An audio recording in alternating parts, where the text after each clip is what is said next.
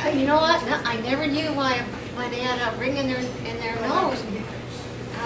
That's something totally new for me. And it was a lovely story. Can you hear me? Is this working? Oh, I think maybe I turned it Hello? off. Did I turn it off? Switch. There's a switch on there. There you go. Take it off. Yeah. You have to come back, Margie. You need some more of those stories. I know that you grew up on a farm, and she does stand-up comedy as well. She did a little bit. She's really funny. In my favorite one is about fracking. Anyway, her political stuff. Donna's another friend of mine from the Wade Writers Group. She's going to read a short story and an essay. I'll do that later. They're both sort Okay, of what I'm going to outlined. do is leave you. Do I know the story? Is it a new one? Yes, I think so. Albert the Country Doctor. Okay, Yeah. I'm going to run and put my money in that thing so I don't get a ticket. Yeah, do that. Okay, and then after this we'll have a break, and then a round robin again if you like. We've got until 9 o'clock, and it is 5 after 8. I just realized now we have to put our money in the meter till 8 at night, not just 6.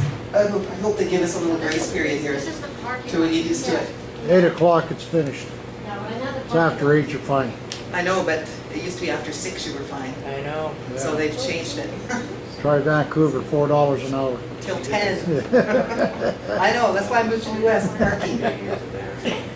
Okay, my story here, I called it Revenge, although there's other things in it besides revenge. It is about a romance, so I thought it would be suitable. Albert was a country doctor, the absent-minded professor type, always a little unkempt with his shirt tail half untucked. He spoke in a low, halting voice and rolled his eyes skyward when considering a diagnosis as if his medical texts were printed on the underside of his eyelids. He was as fearless as his position required, given that the closest medical colleague and emergency ward were 50 kilometers away. He was courageous, but sometimes had unlucky results when attempting circumcisions, vasectomies, and tubal ligations. Albert was my boss. I booked his appointments, sent him his billings to BC Medical Plan, and just generally tried to keep him and the office organized. I made it my business to anticipate his needs, fetching him a glass of milk every day at 3 p.m. to prop up his low blood sugar. Albert's practice was housed within a century-old 2-story wooden relic known originally as the Miners' Hospital. It was built to tend to miners injured in cave-ins during the Silver Rush days and to administer silicosis treatment to those miners who survived. Now, its small nursing staff and a single physician serve the medical needs of about 700 residents. Birthing, dying, and logging accidents comprise most of its activity. Albert was on call 24/7 and was compelled to leave many a party early to deliver a baby or set a broken bone. He earned the best income by far of any man in the village and had his pick of all the single women, whether they were active in the Hospital Auxiliary League or leaned towards the Spinners and Weavers Guild. The elderly matrons that filled the chairs of his office waiting room often came bearing gifts of cinnamon buns, preserves, and freshly filled pierogies. I entertained a faint hope that one day Albert would see how indispensable that I had become. Our eyes would meet over the stacks of patient files, and he would realize that he couldn't manage without me. Then Melanie, the new English literature teacher, arrived from Vancouver, freshly graduated from UBC. Her student teaching reports were unimpressive, but the school district was in a jam to fill a sudden mid-year vacancy. The former English teacher had become pregnant with her unplanned 5th child. The tubal ligation that Albert had performed had not been his finest hour. At school, Melanie wore her dark glossy hair in a tight bun. She favored body-hugging pastel sweater sets accessorized with a string of pearls. Her stiletto heels heralded her presence as she tapped her way down the school's corridors. Soon after she was hired, a pesky planter's wart required a trip to the doctor's office. Melanie met Albert. He held her foot in his hand, completely discombobulated by the crimson polish on her toes. The rest is history. There was no contest. I no longer had a claim on the possibility of capturing Albert's heart. The more determined woman reigned victorious. At that time, the moral conduct of the village teachers was under constant scrutiny. Many a morning, Melanie would be forced to hide, crouched in the passenger side footwell of Albert's red Datsun 240Z. It was the only sports car in town, in a town full of pickup trucks and old Volvos. Albert delivered Melanie stealthily to the treed side entrance of the school. There were long lunch absences from his practice, which wreaked havoc with his appointment book, resulting in a grumbling, mutinous waiting room. Albert and Melanie announced their wedding date for Valentine's Day. Melanie transformed overnight into the bride from hell.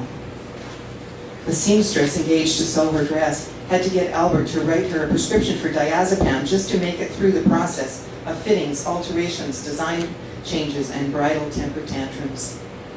The floral service provided by the local produce store was flummoxed with finding a source for the exotic imported Hawaiian orchids that Melanie had dreamed of carrying for her bridal bouquet since she was a little girl. Finally, some of these rare blooms were located in a city 5 hours away, and 5 hours and 2 icy mountain passes away. Transportation for the orchids was provided by the local ambulance on its return journey from transferring a surgical patient to the same city. Marge at Marge's Cut and Curl spent tedious hours in trial runs trying to create the gravity-defying updo from the picture Melanie presented for Modern Bride. The various tendrils and waterfall of ringlets required thick clouds of aerosol, ozone, and packing varnish to keep them perky. But by the third try, Marge achieved the impossible. On that same night, a bachelorette party was held at the pub to mark the end of Melanie's single status. It turned out that the bride-to-be had a penchant for double gins and tonics. Over the course of the evening, inhibitions ebbed as steamy confessions of our single escapades were exchanged. Melanie's big brown eyes became heavy-lidded, yet her lacquered wedding updo was intact. Her voice slurred. "The stories my sister told me about this place sounded pretty wild." "Your sister lived here?" a puzzled reveler asked. "Well, I don't usually own up to the fact. Her last name has changed a few times in the last few years." "Okay, I remember her. Sally, right? Oh my God, now I see the resemblance. If you bleached your hair blonde, you'd almost be twins." "Yeah, she left her mark on this town. A few broken hearts and more than a few bitter wives in her wake," I recalled.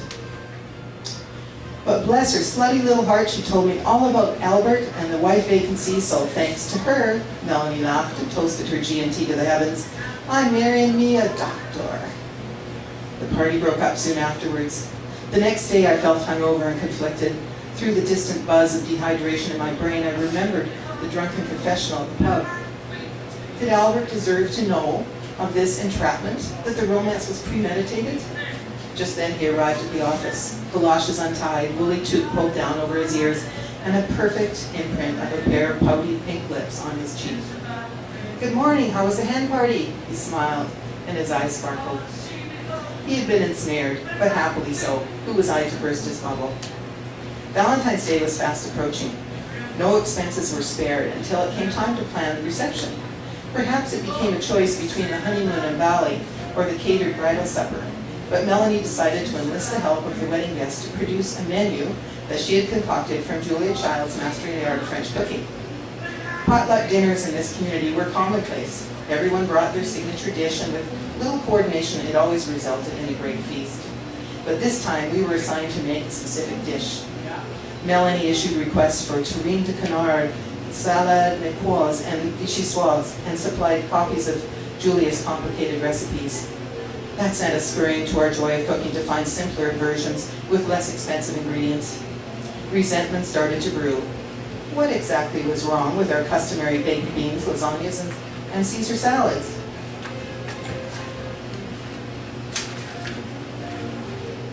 My assignment was to produce Swedish meatballs. It sounded simple enough, but the recipe called for sherry, which meant a trip to town to the liquor store. Then I discovered that the packet of ground meat that I had pulled from my freezer to defrost was actually bear meat. That was common in that area. Damn, another trip to the store.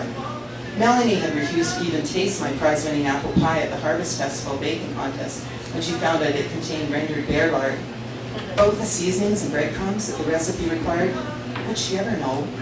Did I even care? I had relinquished my feelings of entitlement to Albert's love. I had remained silent with the knowledge that he had been lured into marriage. Melanie was not the only one with the secret.